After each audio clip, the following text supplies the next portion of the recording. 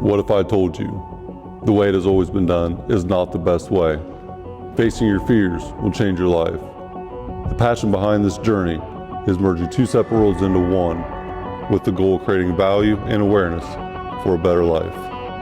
I'd rather be sidelined trying to achieve greatness than watch greatness achieved and it only set on the sideline. Now introducing your host, Jacob Emery. This episode is brought to you by R&R Pipeline, an infrastructure company. Our purpose? Enhancing America's infrastructure with a safety-driven, integrity-led culture that provides an environment for team members to grow and thrive. Welcome to another edition of the Iron and Infrastructure Podcast, and we have a legendary guest in today. Old and resilient, tough, a professor. We call him the Brofessor. And Don, before I give you the floor, I got to read this quote. The ironic tragedy of life is that it must be lived forward. With every decision we make being in the present, that ultimately shapes a future we can't fully see. Yet life itself only makes sense in reverse when we look back and are able to connect the dots. In hindsight, the chaos often reveals purpose, and the pain normally turns into progress. Even when in the moment, when faced with embracing uncertainty, we have to maintain faith, not fear, and trust that the path ahead will eventually reveal its meaning. So, Don, welcome to the show. Thanks for having me, Jake. The ironic tragedy of life is that it must be lived forward. Connecting the dots looking back. Probably never talked about this before, but you have absolutely been a pivotal person for me in my life for years, and you didn't even know it. Didn't. Because of your help for Corey's help for me, I think you were the first person that I have interviewed or talked to, maybe even met, that was a mentor or a what the hell are you doing with your life for Corey. You were someone that picked him up when he was down, gave him guidance when he needed it the most, may or may not have deserved it, but you're the first person that I think that I know that was actually the mentor for Corey. That's pretty incredible to think that it's like that coaching tree in the NFL. You see all the Bill Belichick's and, you know, all the people that come from that tree and Saban, all the legends. That's kind of like Don. You're kind of a legendary professor in your own right. But I thought about that this morning. I was driving back in here about how I know you helped Corey at Columbus State, and I don't know the story. So why don't you tell the story? Sure. Yeah. So Corey was, he came to Columbus State. You know, school wasn't really his thing, but he had passion. He had a lot of drive. And that's something that as teachers you have to be able to recognize, because the classroom isn't for everybody. The books aren't for everybody. It doesn't mean that they can't mentally make it. Corey was incredibly smart. And he's smart in areas that most people don't even think about.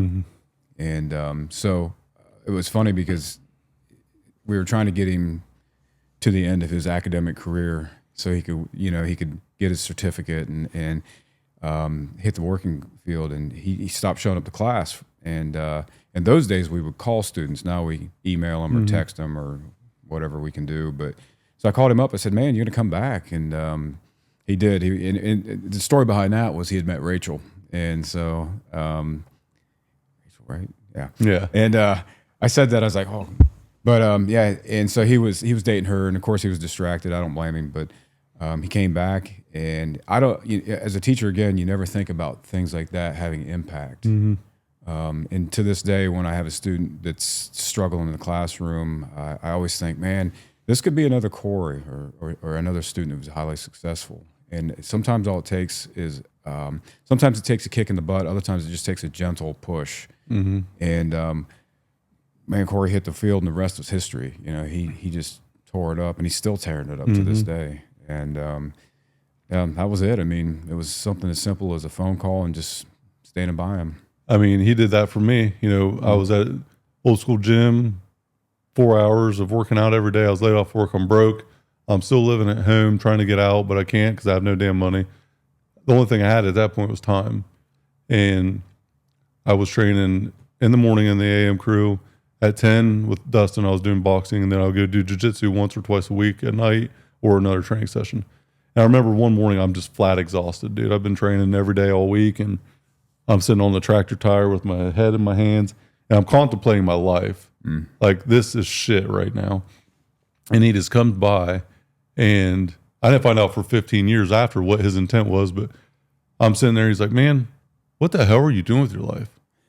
You're in here all the time. Like, what the hell are you doing with your life? And I don't know if he said anything else. That's all I heard. And I was so furious, but I was mad at myself because I couldn't answer the question. And I had to face the mirror right at that moment. And it was a subtle jab or recognition that he had out of, hey, I think you have potential. Get your shit together, or else you're going to end up being a byproduct of what everyone else said you were going to be. And I realized that moment, looking in the mirror, not looking out the window, man, I'm either going to become somebody that no one is ever going to know and no one's going to recognize, or I'm going to be exactly who they said I was. And I always think about, I think it was Dennis Green went on a rant in post-game conference like 15 or 20 years ago, and he always says, they are who we thought they were. We let them off the hook. And I always think about that, like, I am who they think I was. I am, at that point. Yeah. I am that. The reality is I am that deadbeat that everyone said I am, unless I make a change. Right. And I got to break down my reality, and I got to make a change.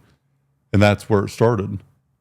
In them subtle moments in life, I've been fortunate to put people in check, not even realizing that I did the same thing for them that you did for Corey. Connecting the dots, man, that's a long, long history of helping people out. Yeah. And that's, that's something that you are passionate about, is helping other people. Yeah. Talk about your time at Columbus State. Wow, it's been 30 years. This is my 30th year. And looking back on it, there's been a lot of change, but at the same time, it just seems like it was yesterday that I started there, And, it's changed a lot. The students have changed a lot, and that requires me to change a lot. As you get older, that gets tougher. But Corey's generation was a lot more resilient. Yep. And I know COVID did the current generation's great disservice because they've been damaged by it. So we're kind of we have to be cognizant of that fact that we're working with kids that need a little extra push, a little extra help, and because we were just talking before we started recording that life kind of hits you in the mouth, and we try to get them ready for life, but everyone's got to experience that on their own. Yeah, and none of us are really ready for it until we have the adversity hit. Yeah. And that's what adversity is, opportunity to me. Every time there's a setback or any type of adversity in life, you pray for strength. You're going to have an opportunity to get stronger. It's just going to be hard to do it, right? Right. And we don't get to pick the way that we get better, and it's always hard work, and it takes resilience and discipline and consistency.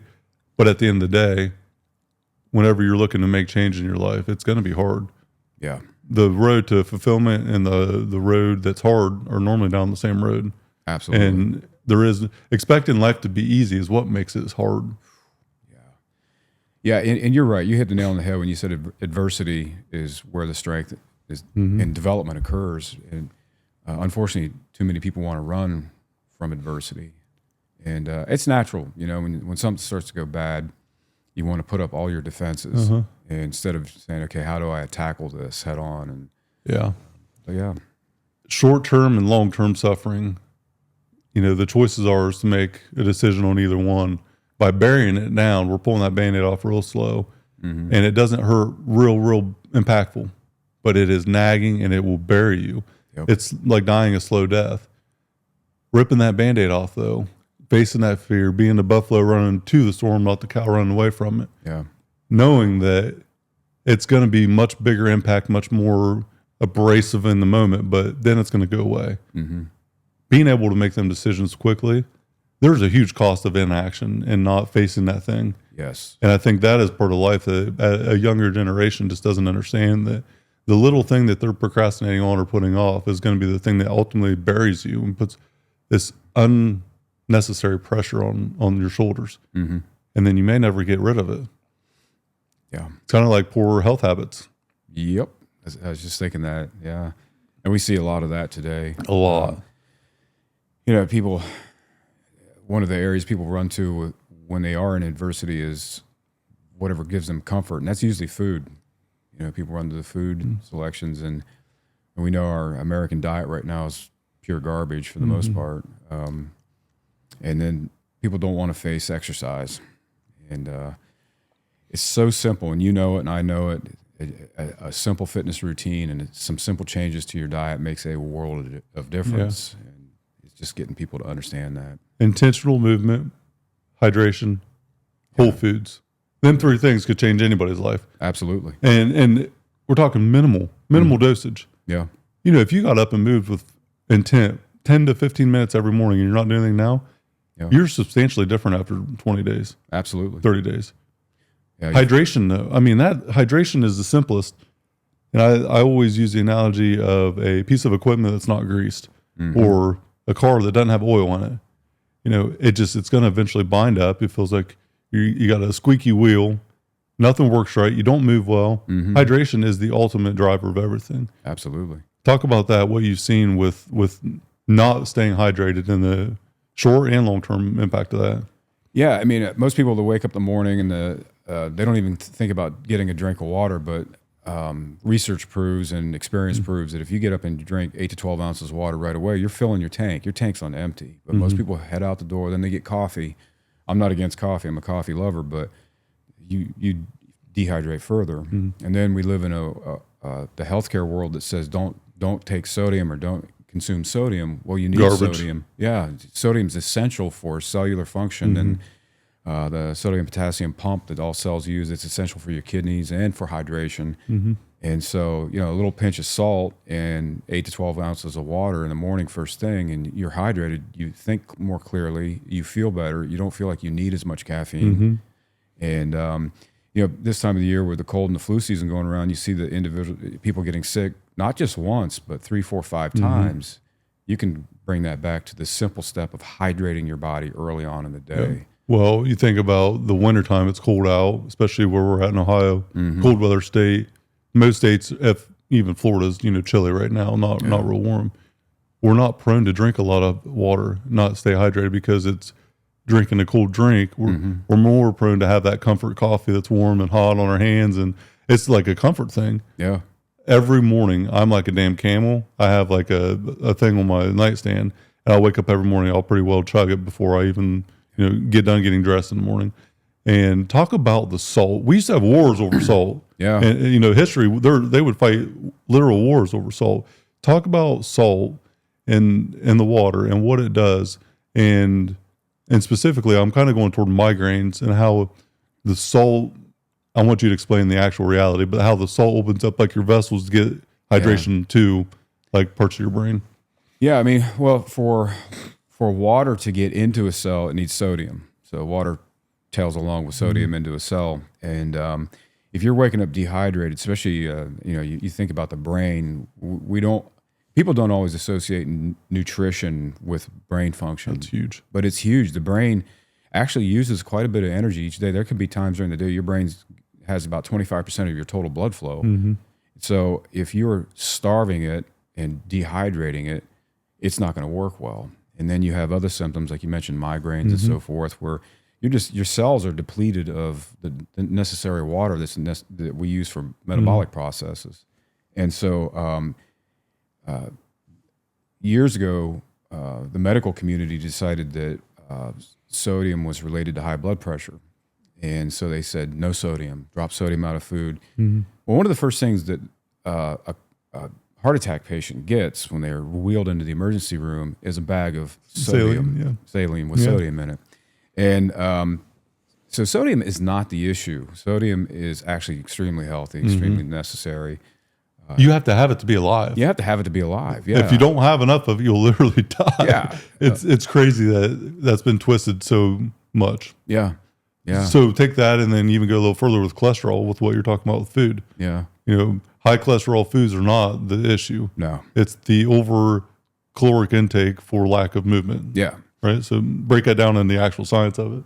Yeah. So one of the things people do, we talk about sodium and cholesterol is right there, is people love refined carbohydrates because they're addictive. And a trick to killing your sweet tooth is sodium, by the way.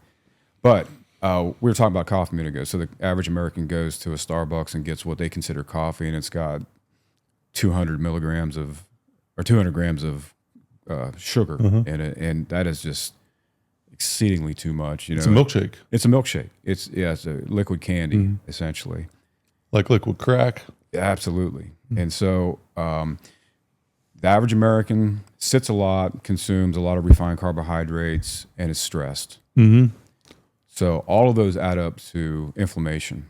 It's the inflammation that causes deterioration of the arterial lining, and that is where cholesterol comes along. And if you think about a road crew putting in asphalt patches to fill potholes, cholesterol tries to do that with healing in the arteries. But because we're so stressed and we have such high cortisol levels and we're eating a lot of garbage food, cholesterol builds up in the arteries. So it's really not related to the eggs you eat or the beef you eat.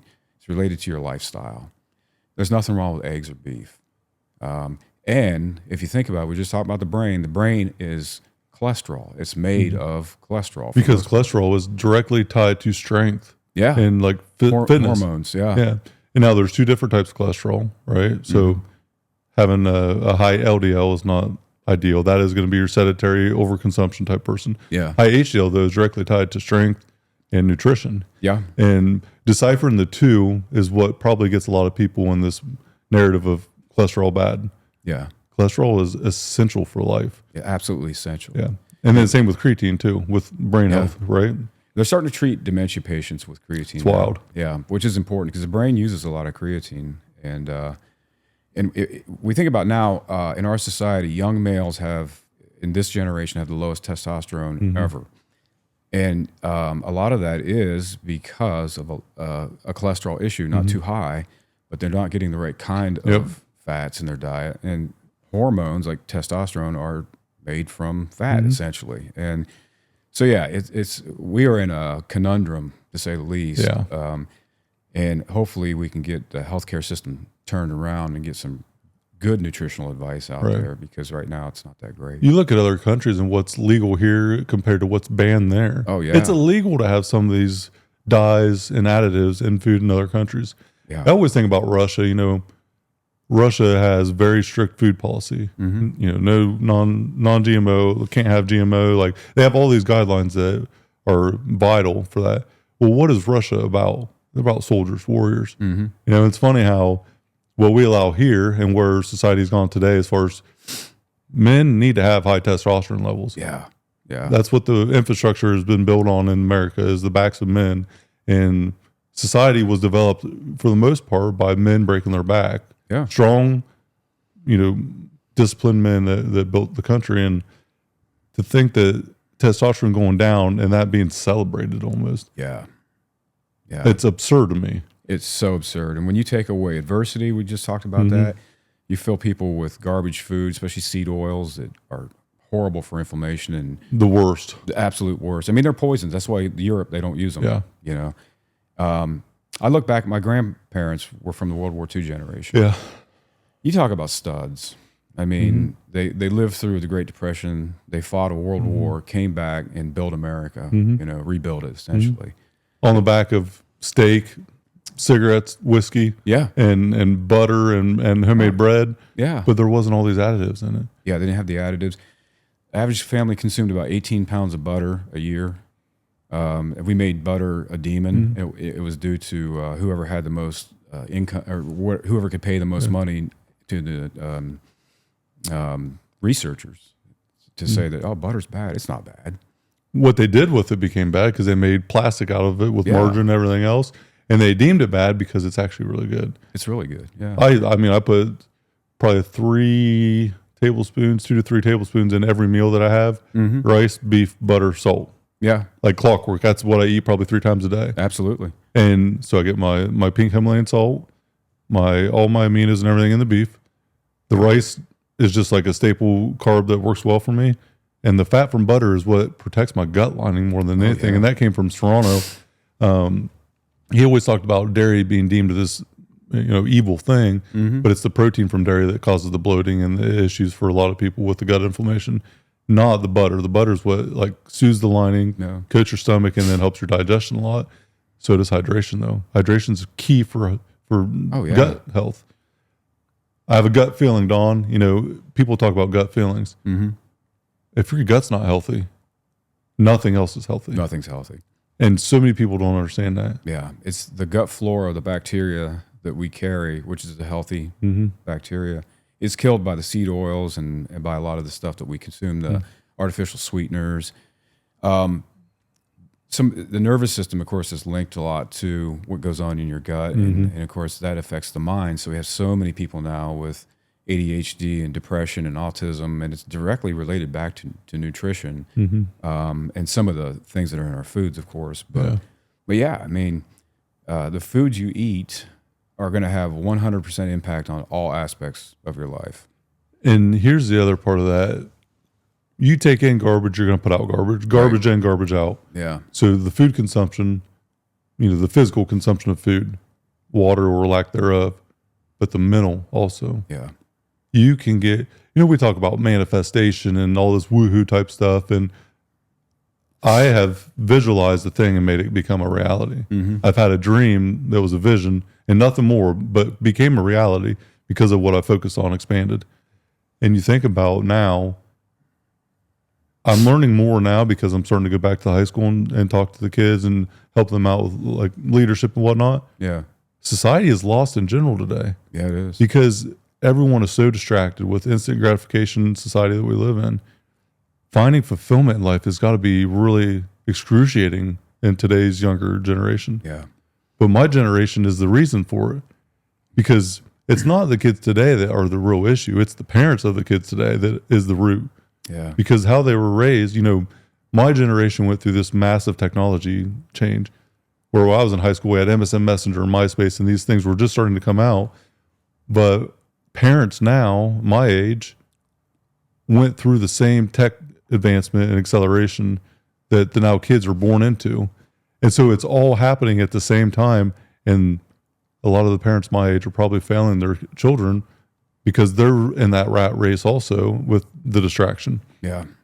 And it's the perfect storm of not good for, both generations. It's true, and it's tough because technology it's here. It's a fact. It's amazing. It's amazing. Yeah, the things we can do. I mean, I think of when I was a kid, we didn't have any of this stuff, and so we were outdoors constantly. We never stopped moving. That's why if you look at pictures of people in the 70s, you don't see any heavy people. I graduated in 1984. I had about 450 people in my graduating class. There were 2 heavy kids, 2. And now when I see high schools come in to where I work, even the ones who are interested in exercise, there's multiple kids that are, I call it over fat. We don't use the term overweight, but too much body Fat as shit. We can say it on my show. Yeah. Fat shaming and don't fat shame people and all that. Is it fat shaming, or is it you have a responsibility as a man to do certain things? Yeah. And by acknowledging the obvious, thing in life, you're not really fat shaming anyone because it's not something to be proud of. No. Being overweight and unhealthy and trying to make that be a good thing is what the shame is to me. Yeah. Because there's nothing to be proud of if you're overweight. I've seen guys that are big with big bellies. You punch them in the stomach, you're going to break your damn hand because it's solid, right? Yeah. There is a sport component to this. An offensive lineman needs that extra fuel, that extra tank, literally and physically, where they can have the size, the mass to do what they need to do. Yeah. But they're doing it for a purpose. Being overweight and not strong enough to carry it is where I think that inflammation trigger is so bad. Yeah. And I know people that went on massive weight loss journeys only to find out that I weighed 400 pounds, I weigh 200 pounds now, and I'm no different than I was at 400. I'm just a lot lighter. Yeah. But I'm still unhealthy because I'm not strong enough to carry the weight. And I think that's where it's not just the over fat, the obesity epidemic to me is as much about not having the muscle density to sustain the weight. Because I know a lot of people that have a ton of muscle and don't look like they're that strong, but are massive, freak of nature human athletes, beast. But they have the muscle mass and density to carry that extra because it's by design. Yeah. Talk about muscle as a longevity. Muscle is huge for longevity, and you mentioned something that I'm very passionate about. When I have a entire section of my exercise physiology class, we go over body composition. And one of the first lectures we talk about the obesity epidemic. I said the big driving force behind the obesity epidemic, besides the garbage food, is people don't carry the same muscle mass that they did 20, 30, 40 years ago. People 20, 30, 40 years ago weren't excessively large. Like we see these huge athletes, but their weight was primarily lean body mass. Today, we see people carrying 35, 40, 45, 50% body fat.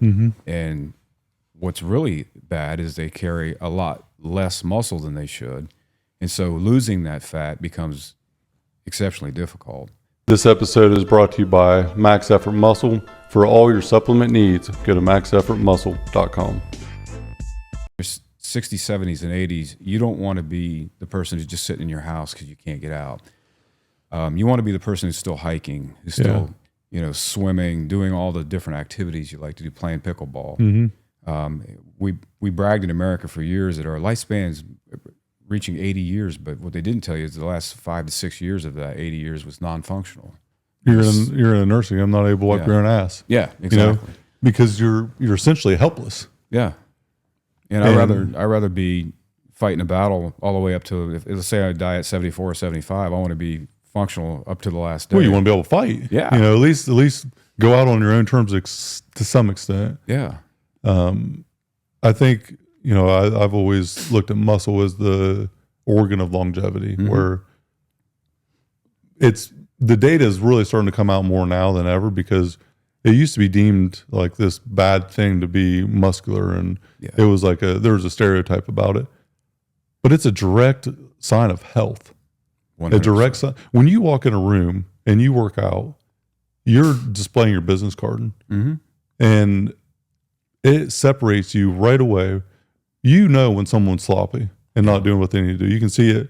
Even the athlete that's bigger, you can normally tell by their forearms, the way they shake your hand, the way they carry themselves. Yeah. Their posture is confident.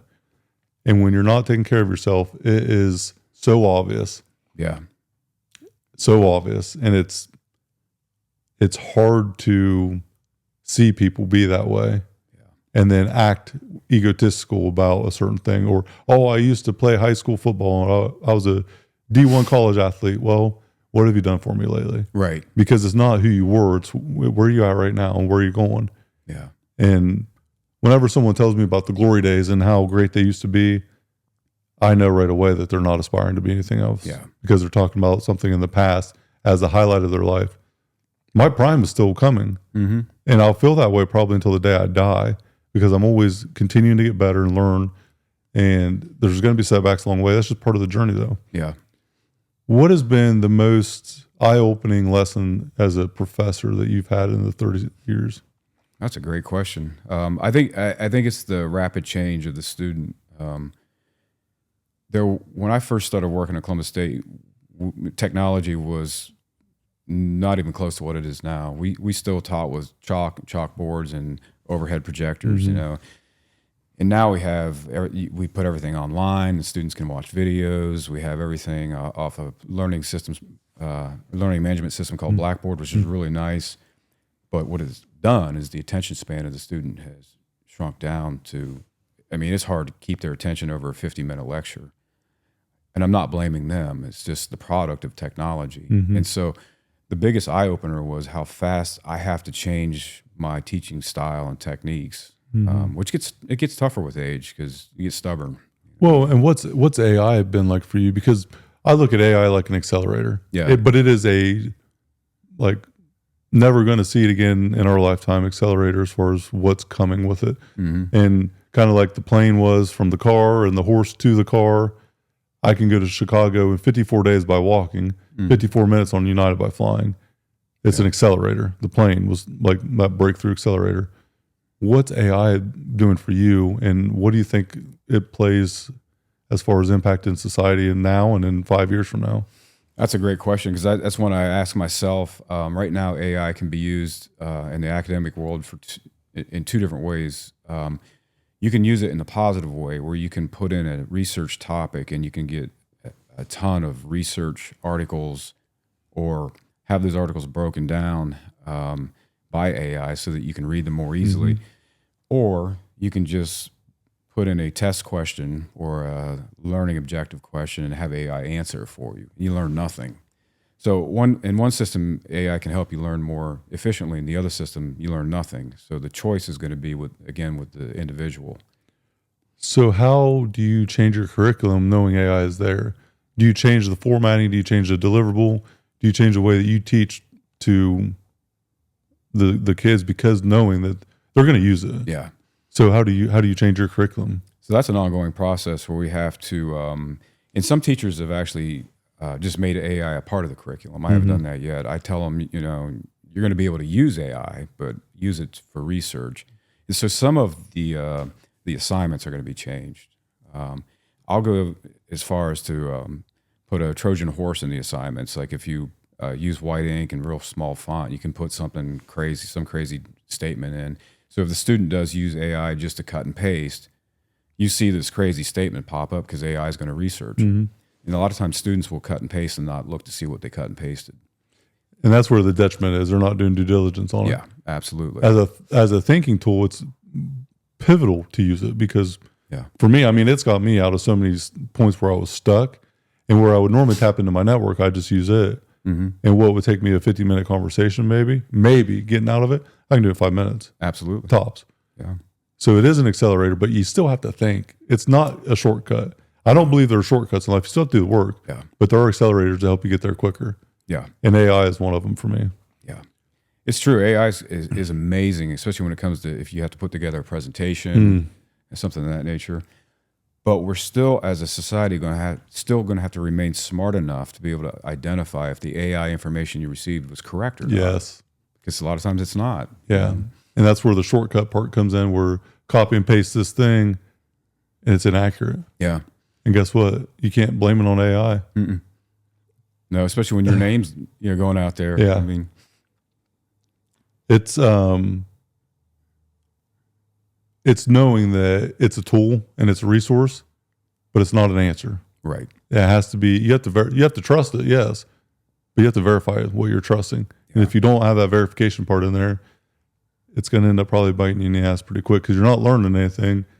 And then you're actually setting yourself up for failure because what you thought was right, you didn't check, and then ends up being catastrophic in the end. So I want to transition into something else, a topic of mine that I talk about quite frequently, and I learned it from the Iron game: delayed gratification.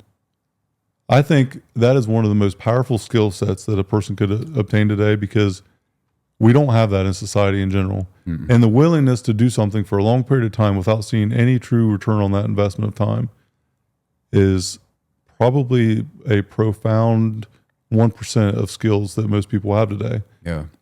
I know for me, the ability to slow down and be patient, slow is smooth and smooth is fast, do it right. Don't keep this hamster wheel of returning and fixing and back and forth. Focusing on one thing at one time, getting it done, going to the next thing. It's hard to do that because we're distracted so often. And that's why so many people were probably overweight as well, because of the fact that I have to go do this grueling thing every day, and it's going to take months if I'm lucky to see good results. Yeah. But then when you do, what you figure out is it's not about the bicep vein. It's about the person you became to get that bicep vein to pop out, and that joy in the journey. Yeah. So talk about the delayed gratification, what you've seen. It is so important to have an understanding of the positives of delayed gratification. You just think about the way we eat. So we will eat clean all week long, but we probably all of us have one or two cheat meals at the end of the week. They taste amazing. Not that our food is not tasty, but as a result of that delayed gratification, we get to enjoy something that's special, but we also receive the benefits of discipline and a healthy diet. And that can be, we can move that forward to anything in life. I tell students when they're stressing about schoolwork and they have to have a job at the same time, it is tough to work and go to school. I said, yeah, but you're investing. You make investments, you don't always get that money back right away. Yes, I love it. Yeah. I love it. And that has to be a part of life. You have to learn to invest, in all areas. Yep. And if you just succumb to every desire you have, you're never going to be successful. Setting pleasure aside for your purpose or your passion. Yeah. Knowing that this thing is not going to get me where I want to go. And just letting yourself know that it's okay, that you don't do this thing. Right. It doesn't matter what other people think. It doesn't matter what your parents, family, anyone thinks. If you have a dream in your life, you have to go for it. Yeah. And dreams are unique. They're individual, like a fingerprint. It's unique to yourself. It's yours. Don't apologize for it and go chase the damn thing, because at the end of the day, if you don't chase your dream and you let other influence come in and their dream for you is alive, then yours dies. Yeah. So you have to let the other dreams for you die in order for yours to be seen through. And you don't have to apologize for it. It is okay. But know that it might take a decade to capture that. And you just have to be willing to stack a little win over time. Being able to be bored is also a skill set that I think is not seen today. Oh, yeah. We're fidgety, we're anxiety driven because of instant everything. But the one thing that is forever going to be true is you don't get instant results and return on that investment. You have to put the work in to get it. Yeah. Investment versus cost is a mindset that I talk about often. I think investing in yourself. Why do people not invest in themselves? You're going to invest in your car to get your truck get jacked up, wheels and tires and exhaust and all this other BS that don't need. Yeah. You're going to invest in your dirt bike or these depreciating assets that are not creating any value or any return on that investment. But people won't invest money in themselves. But I want people to know you are worthy of that investment. Yeah. Because you only got one body. You can replace any vehicle ever, but you can't replace yourself. No. And it's selfish not to, because thinking that you're doing the right thing by not investing in yourself means that you're getting a diminished return on you to everyone that you love. So you're not representing yourself at the fullest capacity. I'm rarely 100% ready to go when I wake up. Like 50% is probably my bar of average. Right. But I give it 100% every day. And I get up and do the things that we do every day that are really hard, because I know that that's what's required for me to be 100% of me. Because if I don't do that, that 50% of what I have available might go up, but I'm not able to give all of me that day. Yeah. Because I'm unable to see the path as clearly. Get up every day, Don. We get up. Me and you are normally one of the first 1 and 2 here. And 3:30 every morning we're in here. We talk about certain things like this. It's hard. Yeah. Every day is hard. It doesn't ever get easier. But we don't negotiate. It's not a feeling that we have, this motivated thing. We're just disciplined to it. It's part of our life. Yeah. My alarm clock goes off at 3 o'clock. I get up. It's that simple. Yeah. But it doesn't happen overnight. It took years to do that. I've been doing it 15 or 20 years, and you've probably been doing it longer than that. Yeah. You just have to be willing to take one step in the right direction and then not try to win the world over in a short amount of time. Yeah. Frequent wins over time, that compound effect is so huge, because it's not about the goals that we set. It's about the systems we have for ourselves and the structure that we obtain. Right. You can have aspirations and goals to the highest degree, but you're always going to fall to the level of your system that's in place. Goals are cute. Show me your habits. Yeah. Your habits and your structure in life are going to take you there. 100%. Something you mentioned about feelings. We put so much weight on feelings.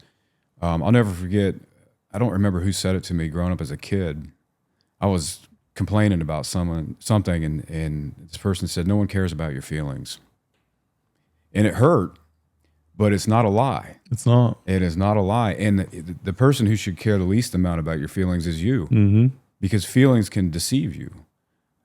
You mentioned getting up early. There's a lot of mornings I don't feel like getting up. I never do. Never. That shit ain't fun. No, it's not. You get up, it's freezing cold, Yeah. drive here.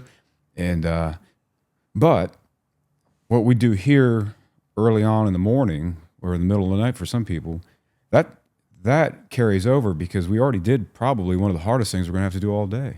Everything else is going to be maybe not smooth, but it's not a kick in the teeth like a 2:45 a.m. alarm clock is. It's brutal to get up and hit the iron for an hour, really aggressive. Yeah. Every morning. Like, it's not something that is easy to do. It is not something that I recommend everyone wake up and start doing right away. If you wake up at 6, set your alarm clock at 5:45 for a week. Yeah. Maybe 5:30, but don't go an hour, 2 hours early. let your body adapt to it. I always say, put in the least amount of change for the highest return on that change. Yeah. So if it's 15 minutes, that's going to get you, in line with that habit, then do that. Because people get motivated and never turn motivation to discipline. Motivation's not shit to me. Yeah. I might be inspired to do something and then I'm disciplined because I committed to it. Commit to something because you're able to convert that motivation to discipline. Mm-hmm. Motivation won't take you very far. No. Because I promise that your feelings are going to be the demise of you if you make decisions off of it, and if you drive on what you do. If it's directed from your feelings, it's not going to be very long lasting. Because your brain is a survival creature and doesn't want you to have these aspirations. Yeah. So you have to train yourself to be callous enough to know my brain's shutting down on this, and I have to tell my brain, I have to rewire it a little bit and tell it this is what we're going to do and here's why, and I need this. Mm-hmm.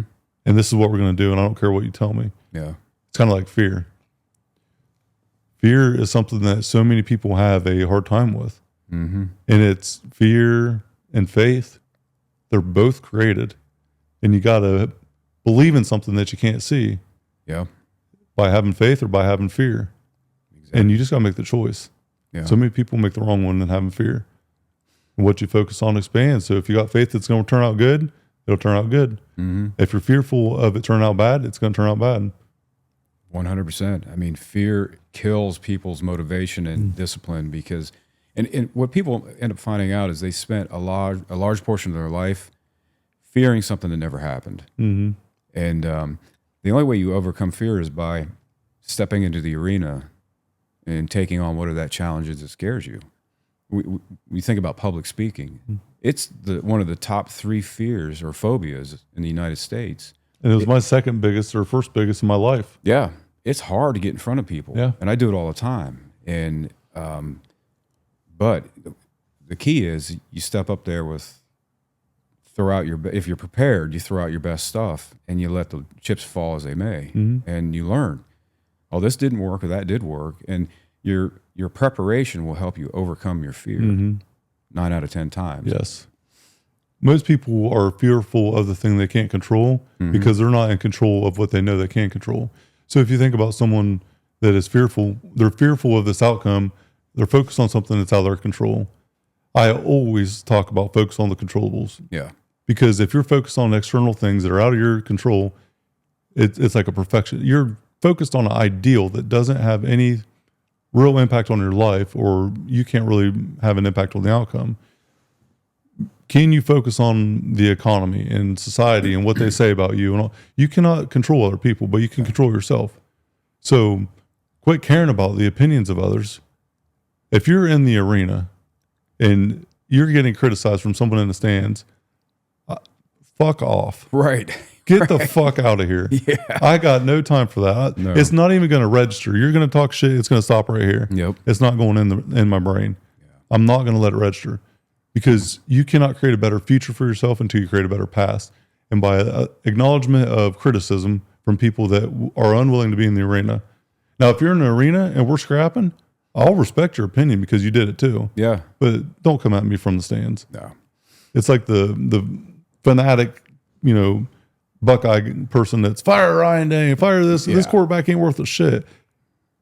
Okay, you're over there, with a 2-liter Mountain Dew and eating a pizza, right? And throwing the remote against the wall because you're outraged about someone else's performance. But look at yourself. Yeah. What are you showing up as? Who are you showing up to be? And I think we got to have some ownership in life. And so many people don't have ownership and enough self-respect and love for themselves to invest. Yeah. And back to the investing part, you can put money in the S&P and follow the S&P and stock market and investments and all this. And I do a lot of investing, so it's not something I'm downing, but the biggest investment that I've had a return on is investing in myself and coaching and training. I've spent 6 figures in the last 5 years and invested in coaching. And it might not have that return yet on a monetary value side, but who I am because of it will lead to that. Oh, yeah. And you look at someone that wins the lottery and you look at someone that loses everything that had built up their self-worth. your self-worth is going to equal your net worth eventually. Yeah. And the people that have the self-worth put in the work and become a person that is able to achieve a certain thing. Someone that wins the lottery, they end up broke. Almost always. Like 99% of the time they end up broke because they were not worthy of having that by earning it. And so they go right back to the comfort zone of sabotage. Yep. Self-sabotage, it's comfortable for most people. It is. And the fear of success is something that does happen to a lot of people. Mm-hmm. What if I achieve this thing that I'm setting out to do? Then I have to acknowledge I'm worthy of it. Mm-hmm. Why does that scare people so much? You have to see it today more than ever. Oh, you do. And I think one of the things that affects people is they realize how hard you have to work to climb to success or climb the ladder to success. And they realize once I get there, I still have to maintain that work ethic. Mm-hmm. And they don't want to do that. It's a never-ending journey. Never ending. You should be working as long as you can. There is a next destination, but no final destination. Yeah. And the day that you look at having a final destination is the day that you stop growing. Mm-hmm. And that's the day that you fall off that mountain. Yeah. You know, you and I were talking about retirement a little while ago, and retirement's a scary thought because you get used to doing something constantly, and then all of a sudden you step into, oh, it's not there. And I made the comment, I would have to step out of what I'm doing now and directly into something for two reasons. One is my wife would kill me if I stayed at home. But second one is you can't stop challenging yourself. There has to be a challenge in front of you because the minute the challenge is gone, your growth stops. Mm-hmm. Your purpose stops. Yes. And if you don't have a target in life, you don't have to have it all figured out. But if you got to have some sort of target, at least a milestone or a vision for your life. Mm-hmm. But if you don't have a target, where are you going? Yeah. If you hop in your car and just start driving with no GPS coordinates, no destination in mind, you don't know what the weather's going to be like when you get where you don't know where you're going. If you don't have a clear destination, any road will get you there. Mm-hmm. And it's going to lead you nowhere. Yeah. That's you right. got, and then that is what I think is crippling about anxiety. Mm-hmm. I look at anxiety like having too many options and not knowing which one to pick. Yeah. So you have this thing in front of you, like you're overweight. I don't know which weight loss program to start with. I don't know what nutrition plan to start with. Pick one and go. Yeah. Yeah. Just pick one. Try something. Because I think the anxiety is all these options and you don't know which one to take or which one to do.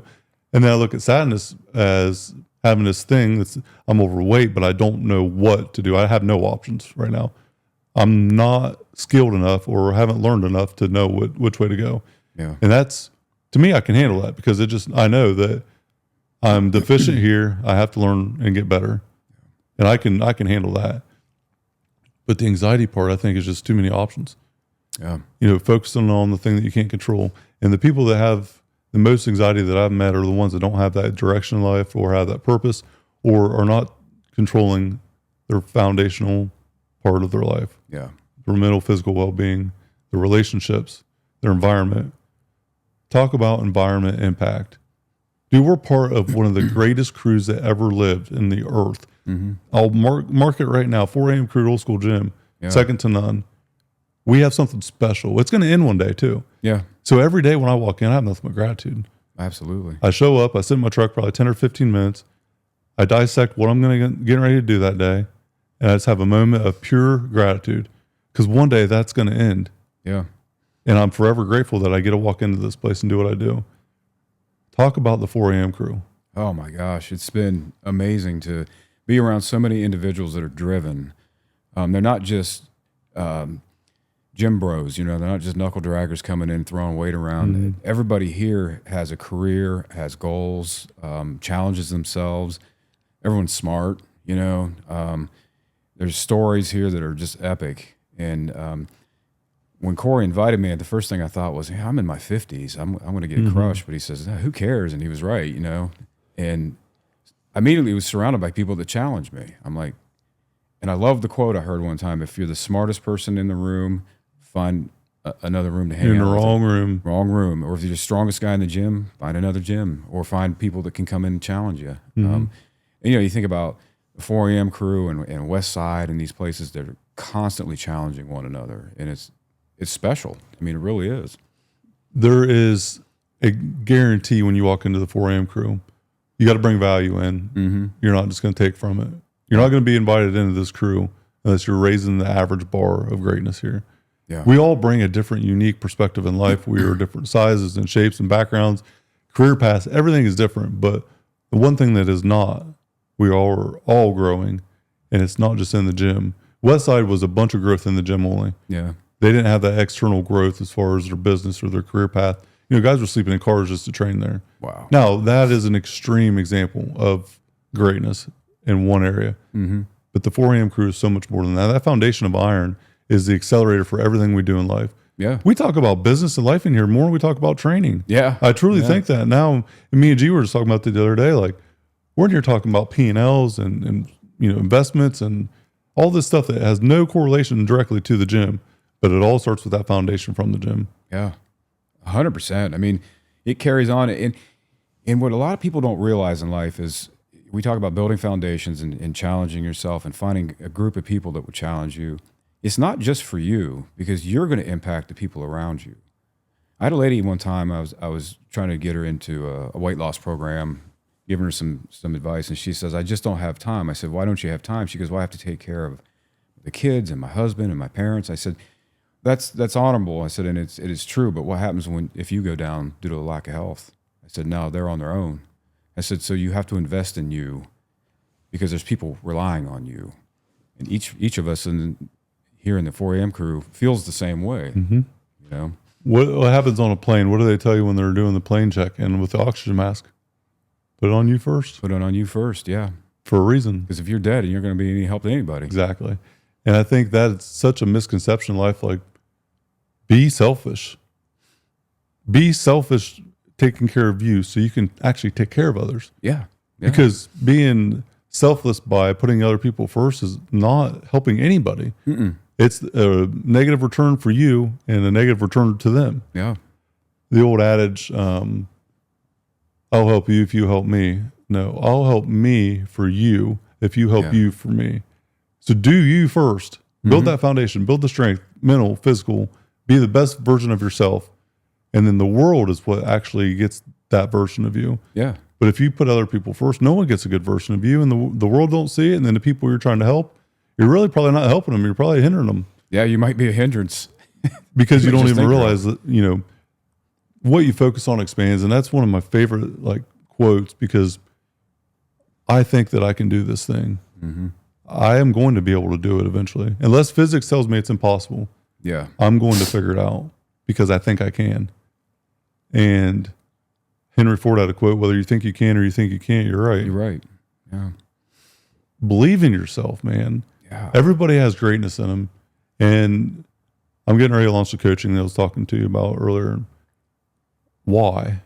Why would you want to do that right now? Multi-million-dollar company, R&R Pipeline, plenty on my plate there to keep me a busy 100-hour a week, plus the podcast, plus, ownership at Max and CrossFit Uprising, all these different things. I want to help the person that needed it the most when I was a kid. I want people to have the understanding that it doesn't matter what other people tell you. There's greatness in all of us. And it's what makes us fulfilled in life.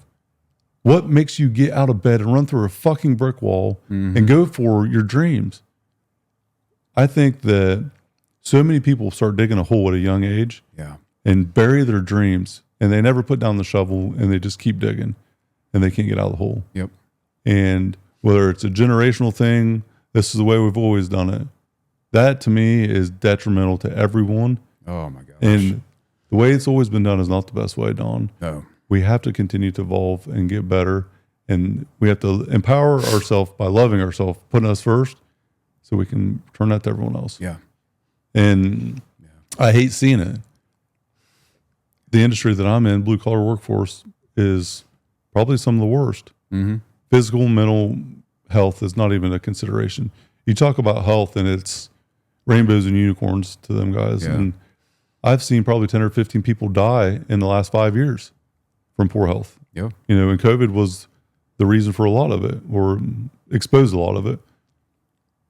Just the basics, like you mentioned earlier, the hydration, the food, and active intentional movement. That's literally it. Yeah. It doesn't take really much. is. Yeah. And put down the beer at night. I mean, it's okay to have an occasional drink, but if that's your medication at night, that's an issue. hydration starts not the morning of, but the night before. Yeah. I cannot express this enough. This is a personal thing for me, but if I'm going into the morning dehydrated, my day is I'm going to be dehydrated all day. Yeah. Hydration starts the day before. How do you get hydrated for the week? You start on Sunday afternoon. Mm-hmm. Sunday fun day, all the beers and all that is that's detrimental for productivity to me. Because if you start the week off dehydrated, when you wake up Monday, it's so hard to catch up. Yeah. If you are even able to. Yeah. And I think that's where a lot of people don't understand. Prepare to fail if you fail to prepare. Mm-hmm. Your preparation is simple. And one of the biggest ROIs that I can think of would be that. Yeah. I walk out, I grab my jug, my clothes are set out for the day, for the gym, for what I'm wearing that day. I already know what the weather looks like, so I'm prepared for that. It takes me 5 minutes at night, but it might take me 25 or 30 minutes in the morning, and then I'm behind schedule. I'm flustered, and it's just the little things. Yeah. How do you pack your lunch or how do you eat right? Well, I prepare for it. Yeah. Meal prep. If I'm not prepared, there's no guarantee, and there's a much higher likelihood I'm not going to get what I need to that day. 100%. I mean, I think of meal prepping. It takes me an hour on a Saturday morning. I have all my meals set for the rest of the week, and that makes it so much easier. Because it's thankless. Yeah. You just get up and go, I mean, it's preparation. Well, in the fitness world, we know that the training we do today carries over to tomorrow. The training we do for this week carries over for the next week. Everything you do, people always think, I wake up, it's a new day, but it is a new day, but you're being affected by what you did yesterday. Mm-hmm. And today's going to affect tomorrow. So it has to be preparation. And even longer than that, what I do today is not for just now, it's for the future self. Yeah. And if I don't do this, then I don't become that. 100%. And it's the boring foundational things every single day. Yep. Learn to be bored. I mean, learn to be boring. And it's one of the accelerators in life. I truly believe that. Yeah. I think that's where my generation has an advantage. We grew up bored because there was literally, there was no distraction. Wasn't any. There was a time in my house we had 3 TV channels. That was it. There were no computers. And so if it was weather like this, you could either go outside and just deal with the cold or just sit inside and be bored. There was a lot of boring days. You didn't have TV, you didn't have internet, you didn't have iPhones. Nothing. My daughter asked me the other day, she's like, Dad, when did you get your first iPad? When did you learn about one? I was like, hey kid, I just got my first iPad like 2 months ago. Yeah. I never had one as a kid, obviously. And then she's like, what? I'm like, we didn't have them as kids. Mm-mm. They didn't exist. And like, I wanted to get on the internet. I had this big round TV box looking thing with dial up internet, and it would not load 99% of the time because I didn't have good service at the house. You didn't even have TVs probably for a while growing up, or it was just probably newer. Black and white. Yeah. 3 channels. When my dad finally got a color TV set, I realized football teams had different colored jerseys.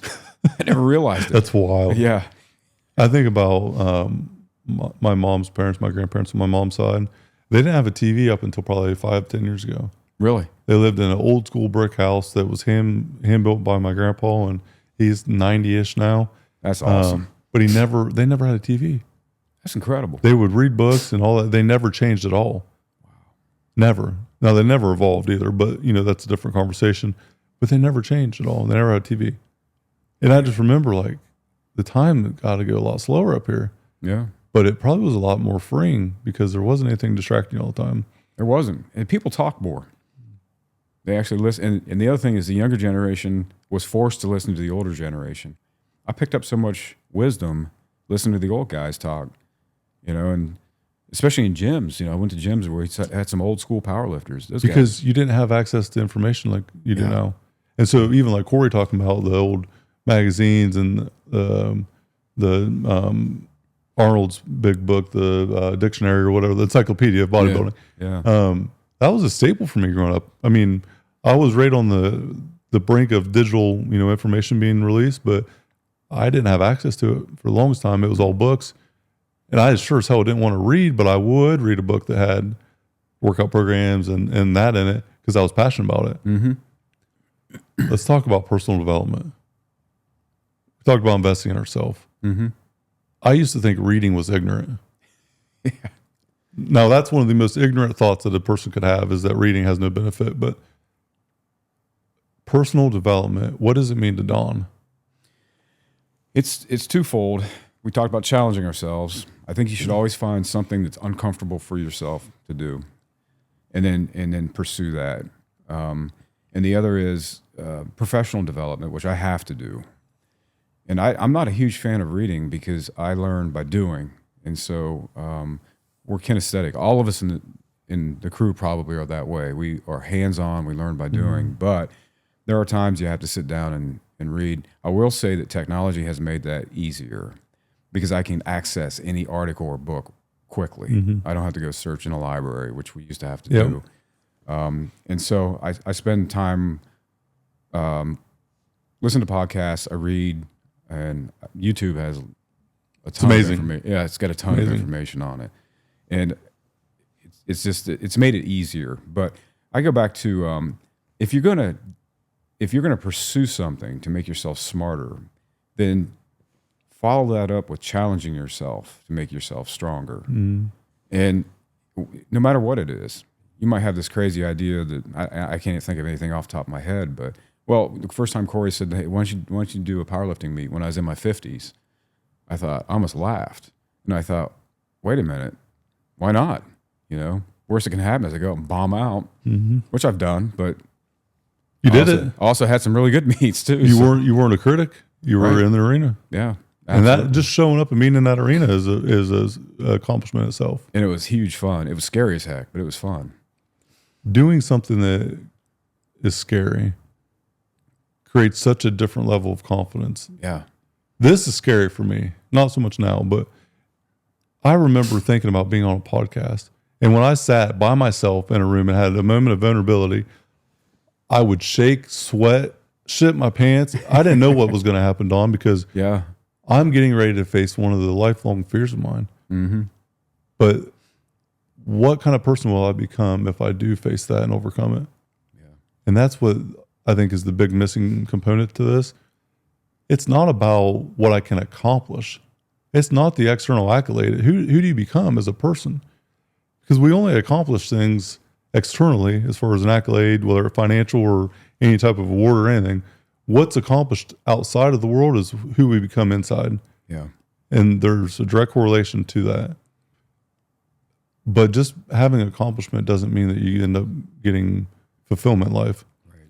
There's I'm in Dan Martell's coaching program, Buy Back Your Time book, and absolutely amazing. He told a story about a friend of his or someone that he knew that was a billionaire and tied all of his personal wealth into his worth. So wealth equaled worth to him.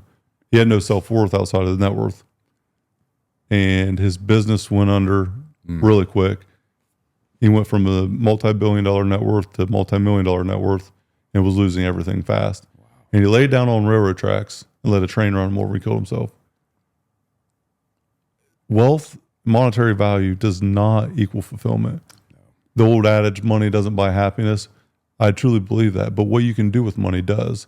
Yeah. Because when you're able to serve other people, when you're able to provide and expedite other people's journeys and help them overcome their hardship, you got to have the resource of money as a tool to do that. Yeah. Money doesn't provide happiness ultimately. There's a lot of people with a lot of money that have no fulfillment, but it is a way to create fulfillment for yourself by what you do with it. Giving it away to other people that are, underprivileged in life, or any situation that you can use money as a tool for a good thing and not for a materialistic ideal thing. It changes a lot. Yes, it does. And to be when you look at money as not an accomplishment of net worth as much as the person I've become to achieve that net worth or this milestone, that's when you find fulfillment. Yeah. Talk about the climbing up the mountain we were kind of talking about earlier, and we're all climbing up a mountain of some sort, some higher, some lower, but it's all our own mountain, like that dream. The dream ends on the mountain, but knowing that you're going to continue to climb and it doesn't have a final destination, just the next, means that you got to find joy in the journey. Yeah. You got to enjoy that climb. Everybody wants the view up top. Not everybody wants that climb. When you want the climb, then the view is so much better, because if you just focus on the view, when you get there, it's not going to be that worthy, because you didn't focus on the climb. You focused on that view, and then the view is diminished when you get up there. 100%. I truly believe that. Don, I really appreciate you coming on today. Appreciate you having me. I'm honored because, connecting the dots like we started out with, you've had a huge impact on everyone here.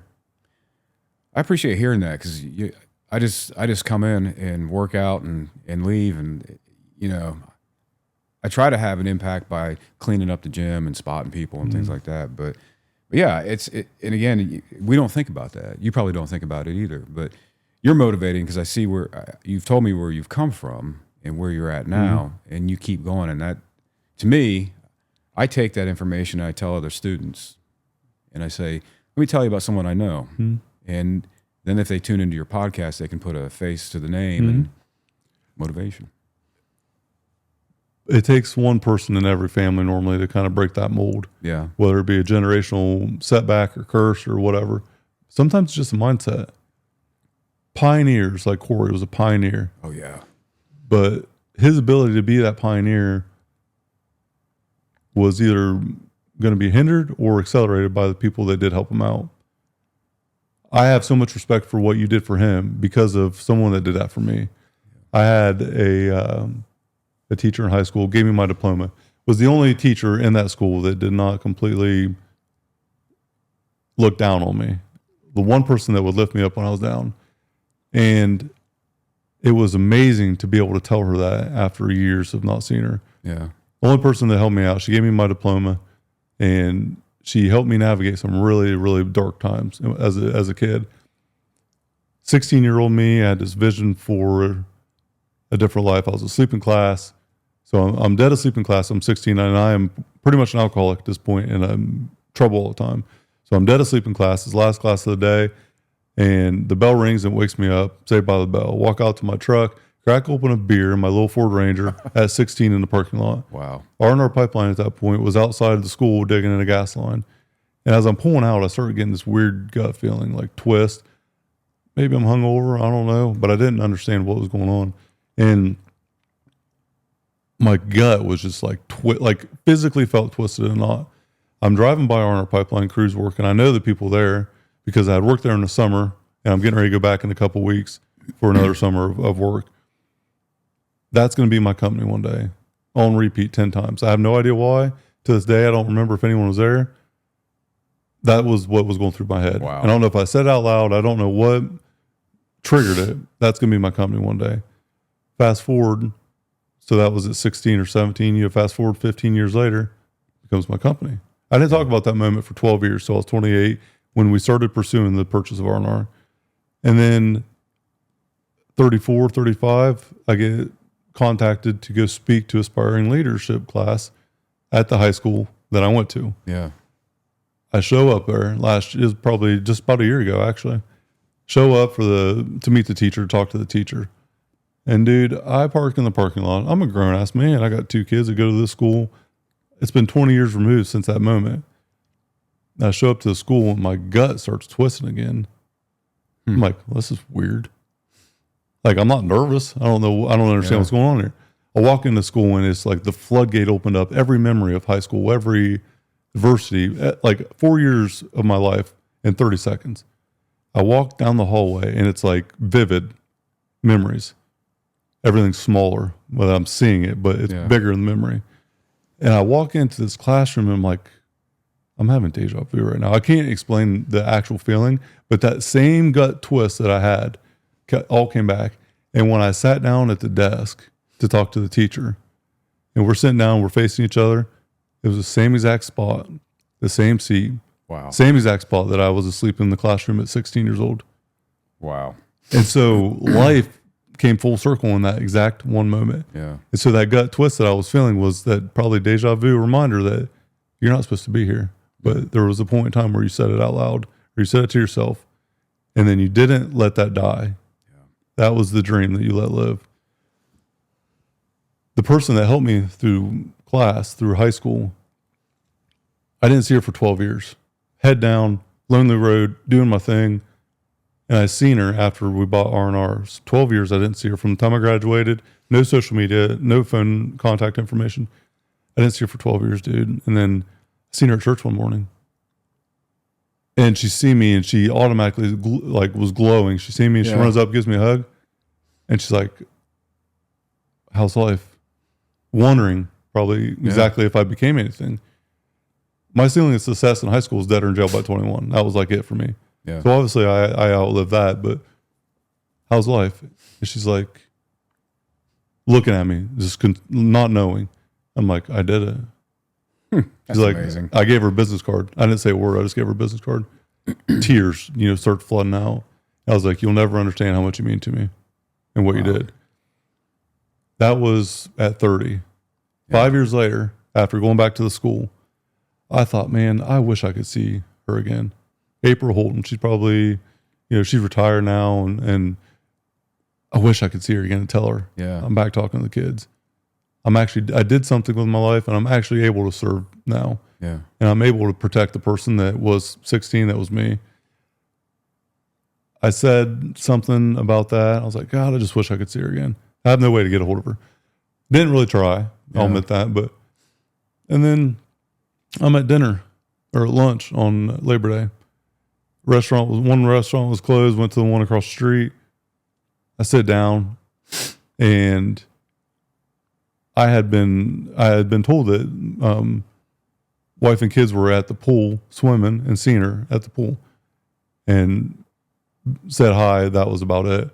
It's like, I wish I would have been there. Yeah. Dawn, she walked right past me as we sat down that day. I got to tell her about everything else I'm doing, let her know what the podcast was called. And just again, she called me. I ended up buying her lunch, and then she called me to thank me for it because I gave her a business card. I said, April, you have no idea what you did for me. Wow. You were the one person that believed in me at that school, at that moment. Everyone else would have wrote me off and did, but you didn't. Yeah. And that one person, like what you did for Corey, she was that one for me, and I can never repay her. Yeah. And that now is coming full circle where Corey helped me because you helped him. And, it just, good people doing good things continues to create more good people. Yes. And it's fewer and fewer people that are doing that today. You are so right on that. It's a shame too, because people used to look out for each other, and now it's all about me thing. And I think a lot of it's a defensive mechanism that people put up. But it's people are afraid to reach out and help, and it's so important because we're all going to need it. We all need it throughout life, and we should all deliver it. Being vulnerable was a strength to me. The willingness to admit, I suck at this and I failed, but I'm not going to give up. I'm going to keep trying, and you can try to stop me, but you're just going to be you're going to get ran the fuck over. Yeah. Because I'm not going to quit.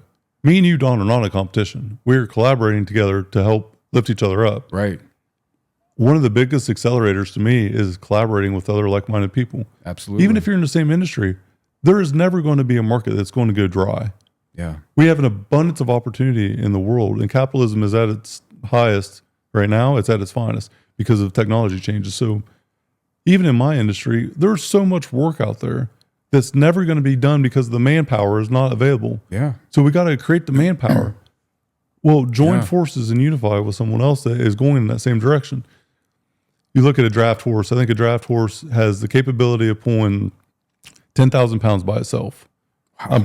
I'm paraphrasing. I might be wrong on the weight, but you'll get the picture. But I think it's 10,000 pounds by itself or 1,000 pounds by itself, whatever. So individually, 10,000. 2 horses, 20,000, right? Yeah. But it's actually not. It's actually 32,000 because when they're unified and they're going the same direction, the momentum is more and it accelerates it more. Collaboration is an accelerator, dude. Yeah. And not knowing something's okay. 100%. And you mentioned professions not trying to compete against each other, but collaborating. I was, we laugh, Corey's name is out there. He puts his name out there, and you're always going to run the risk of haters, especially on Instagram and so forth. And I think, the haters that are out there don't understand the system. He's bringing people into the fitness world. If you're part of the fitness world, that helps you. Instead of going after somebody, you should be thanking them for being successful, because it's the same way when I worked in the fitness center. I didn't view the fitness centers around me as competition. The more people that got into fitness, the more people that would continue to get into fitness, because if one person shows results, their 10 friends see it, and you're going to get a few of them. If you're fearful of competition, you're really just scared to face your own incompetence. Yeah. That's how I view right. it. That's right. Because if someone's going to outdo me and I'm not going to let them thrive in a certain area, I'm going to cut them off. I am doing nothing more than acknowledging that I am incompetent, and I'm too incompetent to even face it. Yep. That's right. Don, iron built, you're iron built. I have to end with this as we close out. I have so much respect for your old ass getting up every morning. Thank you. First one in here, Mr. Consistent. It's something that isn't talked about much, and you're very humble, so you're not going to. Fuck that. I'm going to put you up on a pedestal. It is something that I aspire to be when I get in my later years in life, because that consistency, as long as you've been doing it, is something that is very rare. So, yeah, it's a habit. It is. It's a lifestyle for us, right? Yeah. And it's a non-negotiable one. Don, I'm going to let you have some final thoughts. You got anything you want to close on? Any final thoughts? I just appreciate you having me on. This is great. I love doing things like this, and I love being a part of the 4 a.m. crew and just seeing everybody just continue to grow. And I hope people are tuning in and picking up some information that will help them. Challenge yourself. That's the name of the game. That's it. Embrace the change and know that the only thing that stays the same is change. Yeah. And if it doesn't, you're not going to grow. Right. So every once in a while, you got to be buried and reborn, I guess, to to grow. You got to let your former self die to let your new self thrive. But that's just the circle of life, my friend. That's what it's all about. It's true. Business partner Don, enter Max Effort Muscle also. So this episode, once again, brought to you by Max Effort Muscle. Yep. Go to maxeffortmuscle.com for all your supplement needs. Get some of this pre-workout, and you'll talk too much like I did for the entirety of this podcast. Iron and Infrastructure Podcast, the legendary Professor Don. Thank you. We're out.